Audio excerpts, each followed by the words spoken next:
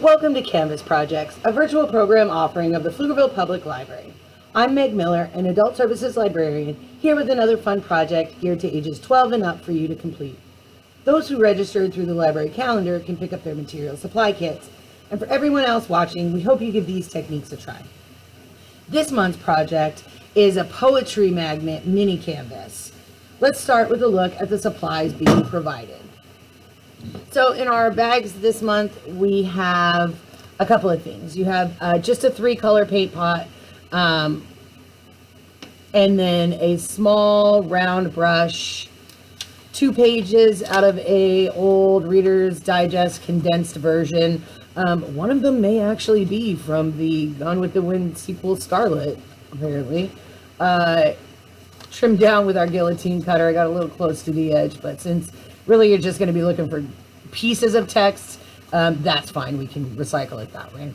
And then you've actually got 2 mini canvases. One's just your standard 4x4 mini canvas, and then the other one is actually already prepared with magnet on the back. So this is kind of our magnet, but since it's so small and we had enough, I had these little ones around. Everybody's getting 2 of the canvases. They are both wrapped in plastic. So what you'll first want to do is open them. I've just kind of prepped the plastic on these 2. So that's my magnet one. And then I've got my standard 4x4 here. And I can kind of decide. So one of the things that we didn't include with this kit is glue. We're actually going to use the paint to attach some of our book page to. And that should be pretty decent. Additionally, if you've got extra brushes, you may want to have a brush per color so that you can kind of work within them without having to clean them. You may, a little bit of water. We could even lighten up some of this paint, add a little bit of water to it for different kind of effects and washes. If you want, you can tear the page down, but if you've got them and you want to pull in some little scissors, that might work for this project. I've also got some paper towels to help me clean up. And so really it's laying down the paint on the surface first. But before actually starting with the paint so that you're ready with your pages, you may want to start looking for, if you just pick a phrase, skill heat summoned, or see you tomorrow, that you can kind of start with and build your kind of found poetry. So we've done projects similar to this as blackout poetry, where we kind of just take this page, color over all the text, and just kind of highlight what we want. So it says play on that. I like that see you tomorrow. So I'm just going to really kind of tear around it, get some interesting movement to the paper. Not too worried about the words below it because I'll ultimately probably paint over those, but I want to make sure I get the whole phrase. We could tear down a corner, so I've got that piece there. This one I've kind of already sketched out and trimmed out. So I've got a little poem bit there. So I am pretty much ready to start painting. Just going to open all my paint pots.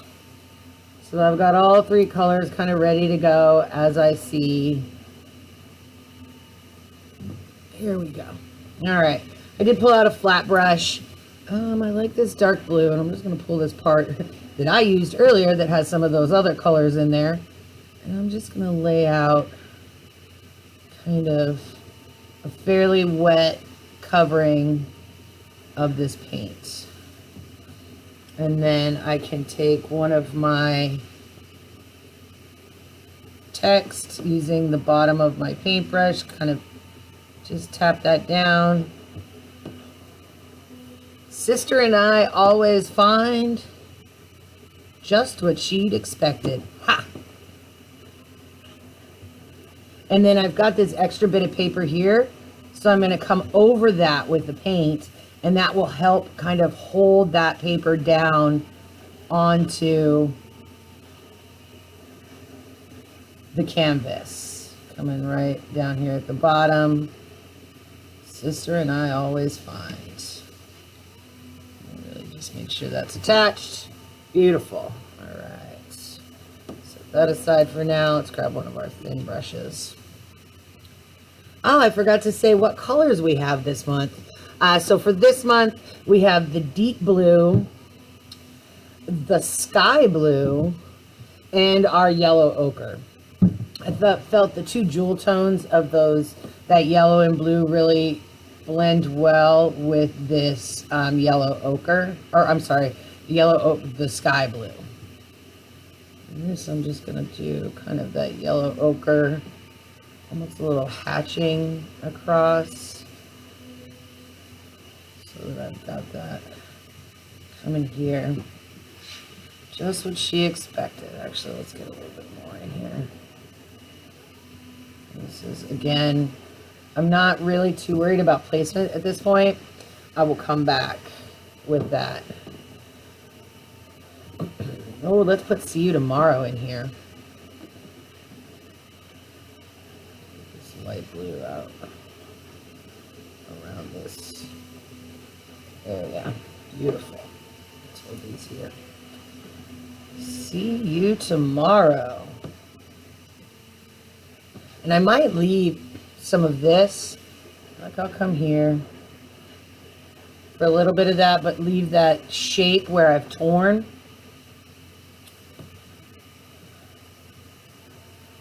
See you tomorrow. But be careful, Scarlett, don't. And then this is where it gets very poetic. Don't describe the depth of their smile and her eyes. And I'm doing a little bit, see how I'm not exactly directly straight across. I'm coming kind of at an angle and alternating that.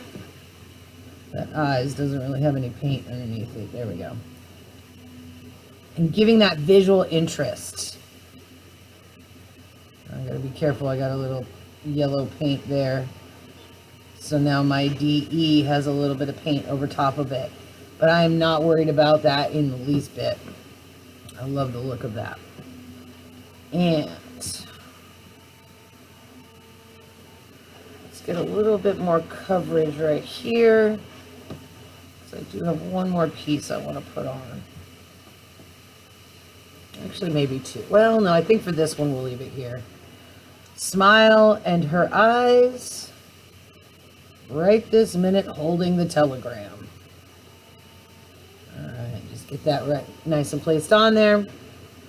And again, I can start filling in over top. Let's put a little bit of water on this.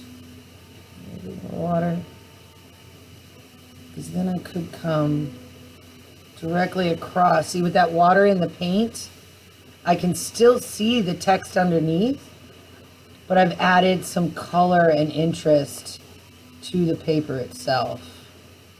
Coming through with that brush and blending in my colors. Let's move over to the brush that has the yellow ochre on it. And get another bit of a color in here. That's beautiful. Now I could leave, I'm starting to like how this little bit of white adds to the area. I would likely add some to this darker blue, just kind of interest. Maybe some dots, almost stars. I could wait until that was a little bit drier so that I don't get a blending of the colors of paint. But I do like that. Got some blue dots down here. Maybe a little bit more of a line across the bottom. Oh, that's so cool. That dark blue right in there. Just kind of blends. And since you've got two canvases, you'll be able to kind of work on one, set it aside, bring your other one in, add that. And as April is National Poetry Month, we hope that you enjoy taking the time to find some found poetry on these old book pages that we're recycling and giving additional life to, beyond what they had been before as a book that was read. As always, we'd love to see what you complete for these Canvas projects and look forward to next month. Thanks for watching.